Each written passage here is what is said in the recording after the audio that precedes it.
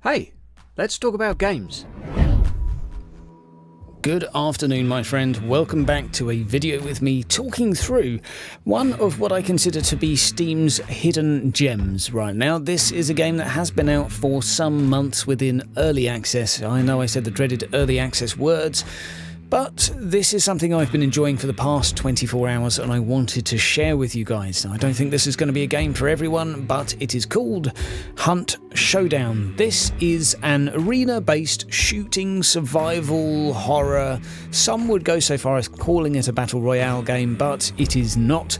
We will go more into the specific mission mechanics in a moment as to how the actual game plays, but firstly a setup and grounding as to what's going on within it. We will be picking a bunch of hunters who may live or die depending on our actions, and we will be playing in a first-person survival game with them. Now, when it comes to recruiting one of these happy chaps, you will be able to spend a degree of money to simply hire one. If we click on one down here, there we go, we have ourselves a brand spanking new hunter. You can then go ahead and equip them based from the equipment you have unlocked from your account level. The account level within this game is also known as your bloodline. This is something that stays with you no matter how many times you die, no matter what happens, unless you actively choose to prestige at the end, which gives you a couple of other bonuses as you then travel through right the way to level 100 again.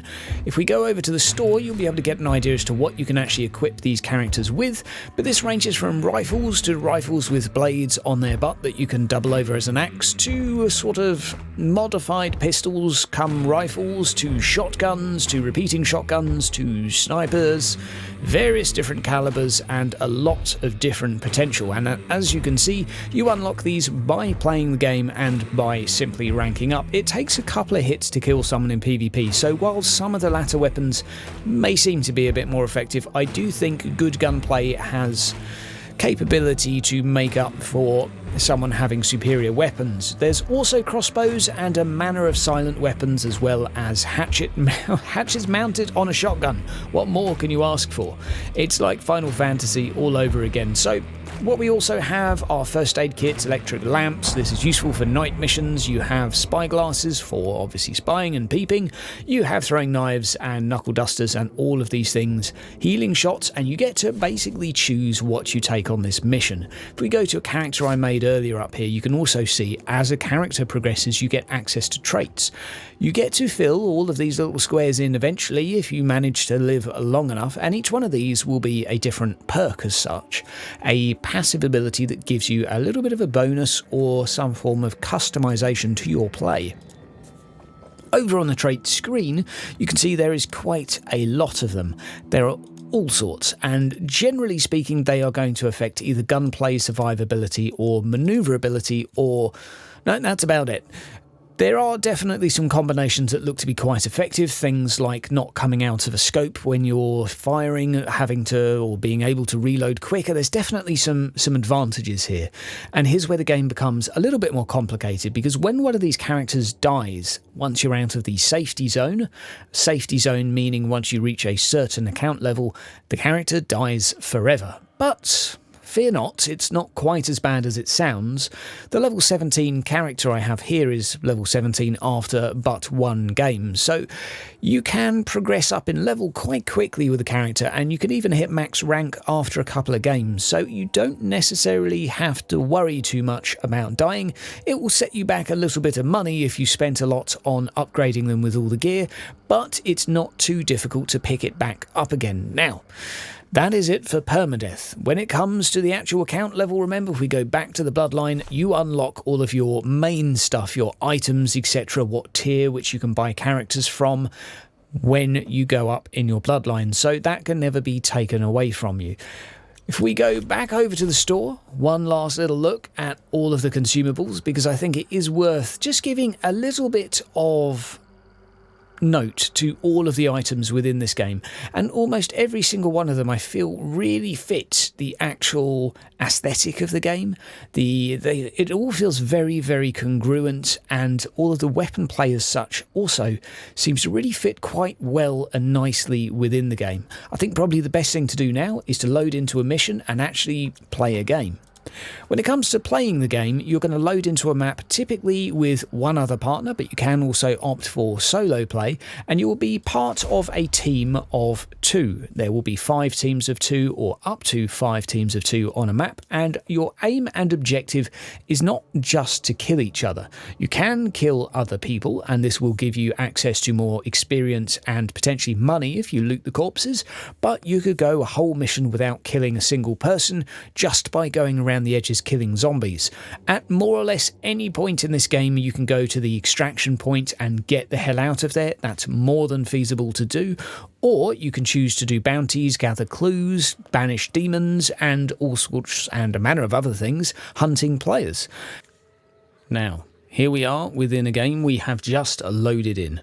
I am currently here with one compadre. This is a random stranger the game has put me in with, and our objective on this map is simply to stay alive, try and gather some experience and some money as we go, and get the hell out. We load up the map. You can see quite a lot of exit points around the edges here, and I'm not going to let them get too far away from me. The first thing you'll probably notice about this game is, oh my god, does it look beautiful. The sound effects are creepy as heck.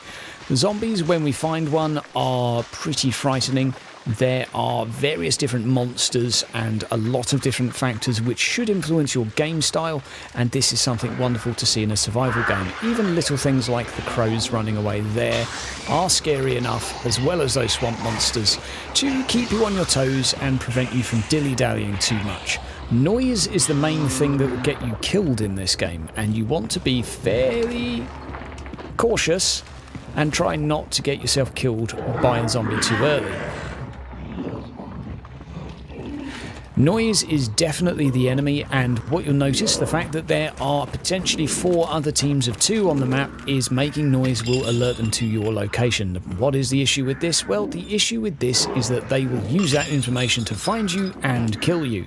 So being silent and quiet and not using excessive gunshots is a good idea unless you want to end up in a firefight involving up to 10 people, which can be immensely fun, and I would say the gunplay within this game is quite enjoyable and rewarding.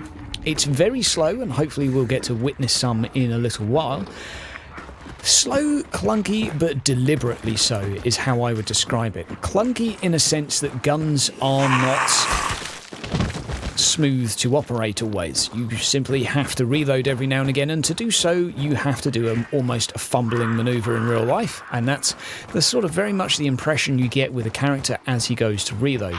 Although I would very much like to reload here, I think I'm going to play this one safe and avoid shooting until I absolutely have to. But fortunately for me, I do have access to an axe on the end of my weapon. This guy running along with his knife out. And we can hear gunshots over in the distance, as well as some dogs over behind yonder. Those we're going to have to be careful of. Dogs are fast moving, do a high amount of damage, and can bite you to death in a couple of hits. They are also petrifying on night missions. We're currently playing more of what I would say a dusk setting, but fortunately the sound design in this game is also gorgeous, and you get a good amount of notice when you've aggroed an enemy. You can hear the screams, you can hear the whirring, anything from screeching ladies that are throwing bumblebees and insects and locusts at you to huge lumbering hulks that are blind and will basically run at any form of movement.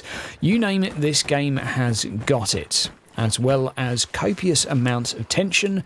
And with all of the various items in the game, you have a lot of opportunities to also interact with the environment, set things on fire. These barrels are flammable, for example, and, well, just everything looks and feels good.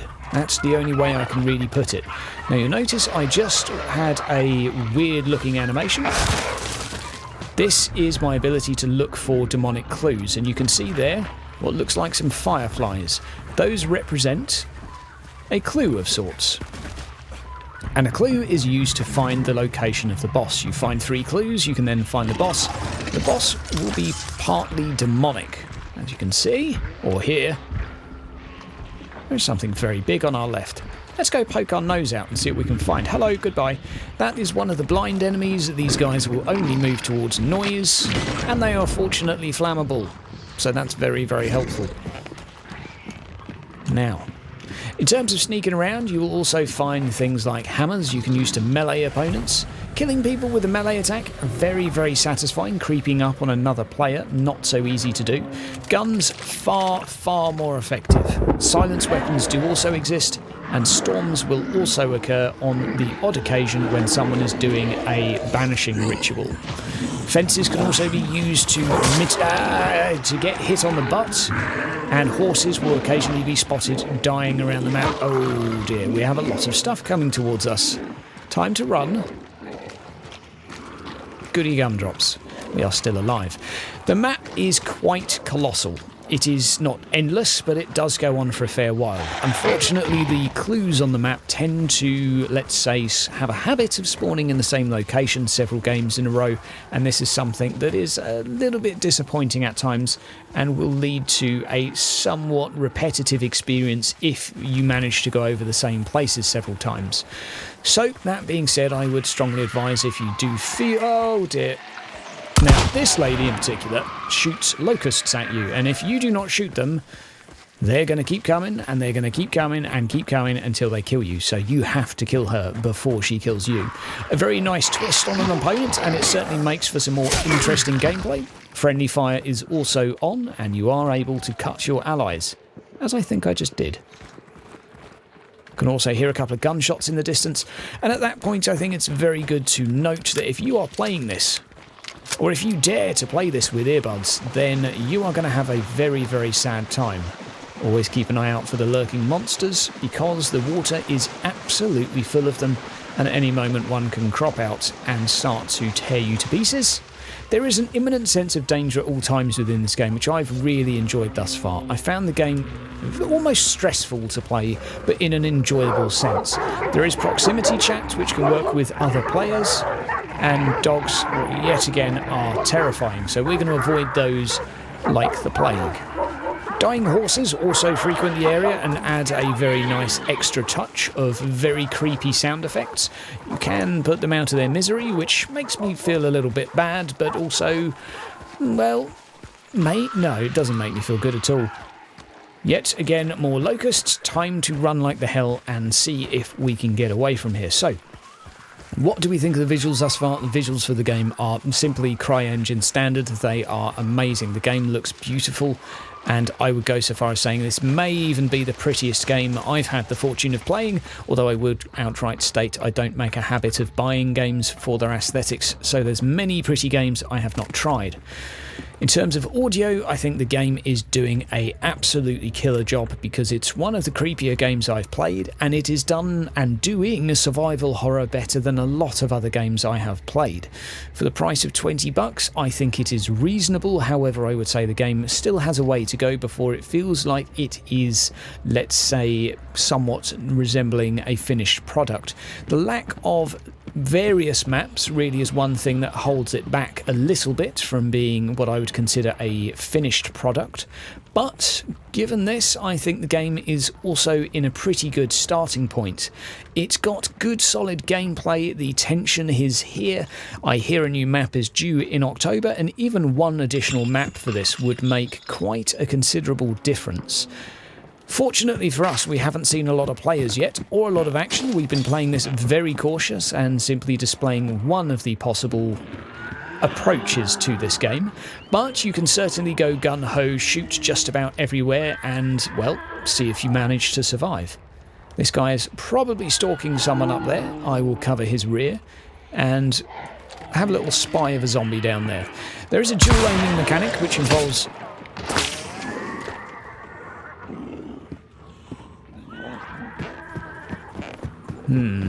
Let's go kill a dude. This is probably suicide, but...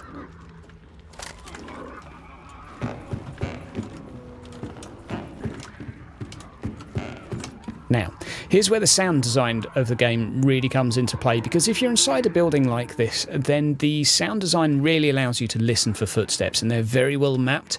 And that's always something within games like this that is a very, very nice touch. Being able to locate enemies based on noises is exceptionally handy. Let's have a little listen and see what we can hear. Okay, aside from the gunshots over here, not a lot else going on, so I think it's probably a good idea to go along and help our ally out. Jumping out the window is going to hurt a lot, and that, I think, is a good time to end the video. In terms of overall impressions of this, I think there is potential to be frustrated.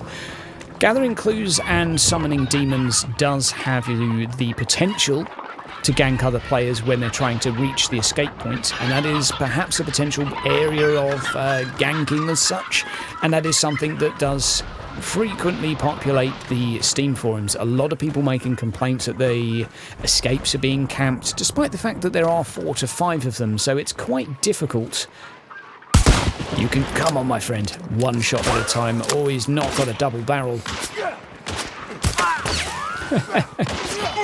You can do it.